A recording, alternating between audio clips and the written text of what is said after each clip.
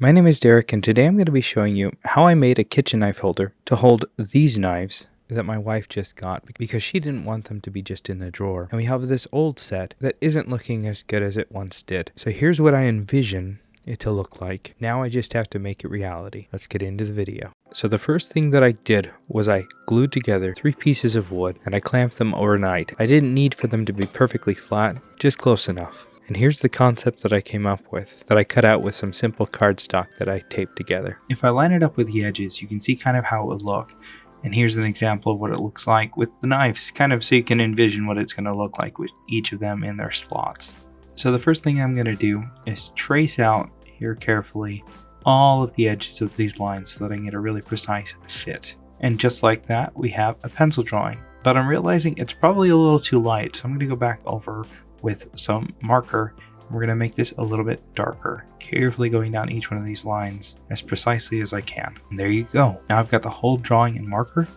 You can see how close these drawings are. We should have a nice tight fit when we carve out each one of these sections. Couldn't find my router bits, so I got this one so that we can get into those tight spaces. And also the depths are different. As you can see, these scissors here is a little thicker. This one's a little bit thinner. There's slight different thicknesses here, so I'm going to try to work with that. And I'll also need to design a base. And so I've kind of gotten a vision of what I'm going to be doing, but I'm going to be using this piece of wood and kind of create a base so that it doesn't just want to fall over.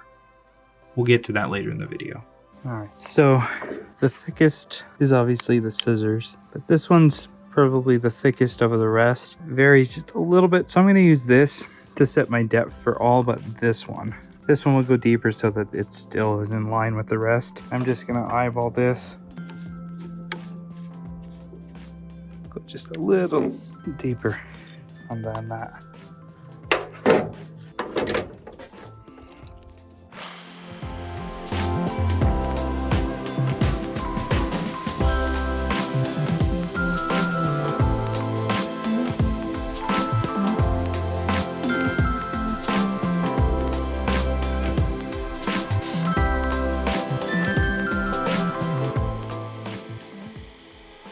This video is sponsored by me. One of the things that irritated my wife was me leaving my wet towel lying around, either on the bed or sometimes it ended up on the floor, so I had to come up with a solution. I created LuxDry. It's a freestanding towel rack so that both my wife and I can hang our towels wherever we want. It weighs about 10 pounds with a heavy white marble base and is made up of bamboo, so it's nice and strong. This bamboo rack can also be used next to a couch for blankets, or my wife even is considering using it for her necklaces. Or it might be good next to a hot tub or poolside. So if you know somebody that has a hot tub or a pool, or has a habit of leaving a wet towel around, get it for them. It's definitely a way you can support me in this channel. I'll have a link for it in the description, so definitely check that out. Back to the video. Alright, so put this in there. Now it's just catching on this last section, so I'm just gonna take that out real quick.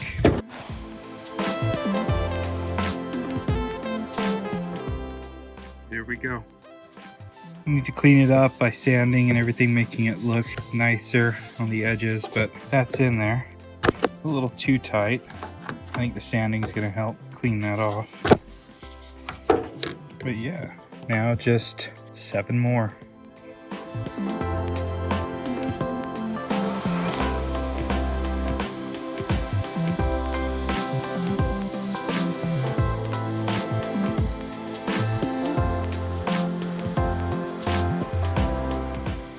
All right, let's see. Oh, it's close. So, need to take off this section.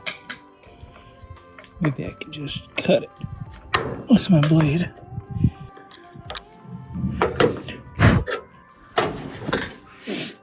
I'm going to take off the little line here, and then we'll see what we need to do on this side. So it fits in there, but that's a really tight fit.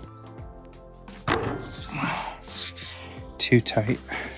I think the sanding, the hand sanding is going to loosen that up. All right, we got the last big one and then a bunch of the smaller ones. Let's get to it.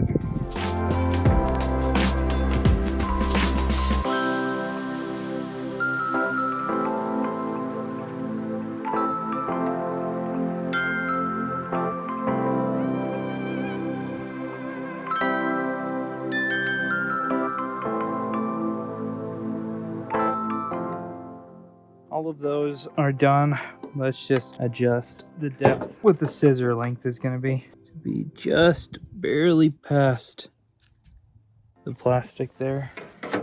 We'll go ahead and cut out this last one.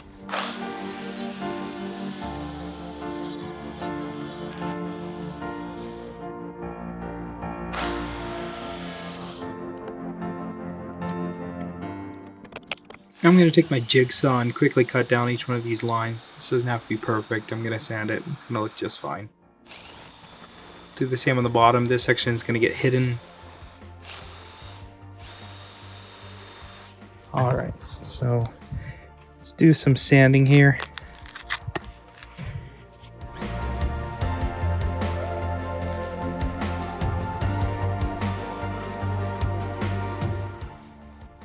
Alright, so we've got a pretty decent surface now.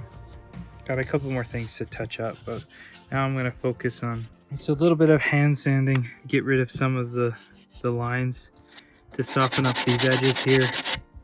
Get rid of all of the drawing, smooth out the inside of these because some of them are a little ripply from the router. Alright, so I realized that these ridges, these little kind of the imperfections on the inside edge are actually what's allowing the inserts to slide in and kind of lock into place without too much friction on the outside to where they're impossible to get out. So although I sanded them down, I'm not going to make it perfectly flush on the inside. Besides, they should be hidden because the knives will be in here 95% of the time. I have to touch up a little bit more on the inside. Then I'm going to get rid of all of the scratches from the sandpaper that are going against the grain on the top. But yeah, this is pretty much where I'm going to take this to. I still need to create a base. So I've rounded off this corner here. This corner, not so much because it's going to be recessed in a hole. So I have to work out how to do that. Here I've got another piece, the same wood, and I'm going to stick this on there just like that. So I need to trace out where I need to cut out, and I'm going to go in again with the router and just cut out a slot for this to sit into. Alright, so now I've got kind of a guide for me to cut out here. This end, I'm not quite sure how I'm going to do that, so I'm just going to leave it kind of open-ended, and I'm going to kind of end somewhere around here, and we'll try fitting it up and cutting back as we need to there. Made a slight little design change. I like the contrast of this lighter section versus the darker. So I wanted that visible because then it'll kind of pair up with the way that the rest is designed. So I'm going to, instead of doing it on this side, I'm going to cut it here on the back side. So I'm going to take the time to, as carefully as I can, Dremel out this section, see if we can get it to fit. And wherever it doesn't fit, I'm going to mark it, see if we can go back in and make little touch-ups so I can get it to slide in there and almost have a friction fit so that I don't have to nail it in place. I'm just going to chisel out this section to get it to fit. I am not a professional woodworker by any means. I just need to make this fit. Doesn't have to be pretty because it's going to be hidden anyway. Well, that's much better. Now I've just got to go sand that. Round off all the edges, glue it in place. Don't even think I need to nail it, I'll just glue it. And we're basically there.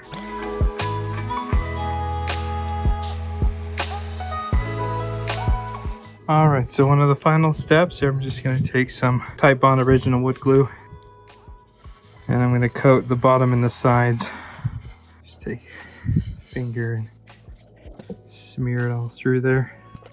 This doesn't have to be like rock solid secure. I'm not gonna stress too much over getting it fully covered. And then we'll stick it on in. And compress it down.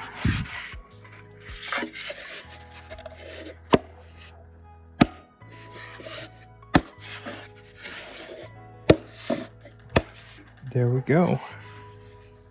Here's kind of our first look with the fresh wood. I'm going to be using this cutting board oil, as it's what I use for the butcher block below, to kind of seal the wood up. Here I'm going to put a generous amount. It's satisfying to see the shift in color of this wood. I'm going to get into all of the nooks and crannies. We can get this nice and protected on all sides. Let this soak in for about 15 minutes, come back and see if there's anything we need to remove. Now I can install each one of the knives. To get a nice solid click when I push each one of them in. I think this looks great. Let me know in the comments below your thoughts. It'll be nice and easy for us to be able to remove each one of these knives, and we can even leave the sheath back inside the wood as a placeholder.